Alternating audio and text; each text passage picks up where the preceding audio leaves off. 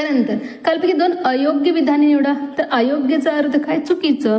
अचूकचा अर्थ अगदी बरोबर. त्यानंतर पहा पर्याय आता. ज्या कोनाचे माप 180 अंश ते 360 अंशच्या दरम्यान असते त्या कोनाला विशाल कोन म्हणतात. तर पहा हे विधान बरोबर आहे का? नाही, कारण आपण अशा कोनाला काय म्हणतो? प्रविशाल कोन म्हणतो. प्रविशाल कोन. तर विशाल कोन कोणाला म्हणतो? 90 अंश ते 180 अंश पर्यंतच्या कोनाला आपण काय म्हणतो? विशाल कोन म्हणतो. तर 180 ते 360 दरम्यान असणाऱ्या कोनाला आपण काय म्हणतो? प्रविशाल कोन. म्हणून हे विधान इथे चुकीचं आहे, अयोग्य आहे, परंतु या पर्यायाला आपल्याला गोल करायचं आहे, कारण इथे आपल्याला अयोग्यच पर्याय निवडायचा आहे. ज्या कोनाचे माप 0 अंश असते त्याला 0 अंश कोन म्हणतात. तर पहा हे विधान बरोबर आहे, परंतु आपल्याला अयोग्य निवडायचे. ज्या कोनाचे माप 180 अंश असते त्या कोनाला सरळ कोन म्हणतात. तर पहा हे देखील विधान बरोबर आहे. ज्या कोनाचे माप बरोबर 180 अंश असते त्याला आपण सरळ कोन म्हणतो, आणि 180 अंशाच्या पुढे गेलं तर त्याला आपण काय म्हणतो? प्रविशाल, आणि 179 असेल तर त्याला आपण विशाल कोन म्हणतो.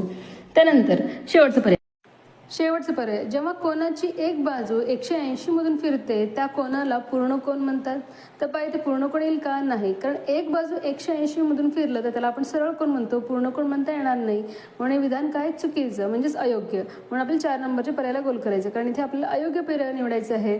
म्हणजेच 1 आणि 4 नंबरचा पर्याय इथे बरोबर असणार आहे. या 2 पर्यायाला तुम्हाला गोल करायचं आहे. त्यानंतर पहा, एका कोनाचा पूरक कोन व कोटी कोन यांचे गुणोत्तर दिले 14:5. तर त्या कोनाचे माप किती?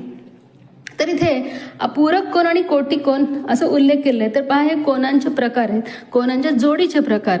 पूरक कोन अशा 2 कोनांना म्हणतात ज्या 2 कोनांच्या मापांची बेरीज 180 अंश असते, आणि कोटी कोन अशा 2 कोनांना म्हणतात ज्यांच्या कोनांच्या मापांची बेरीज 90 अंश असते.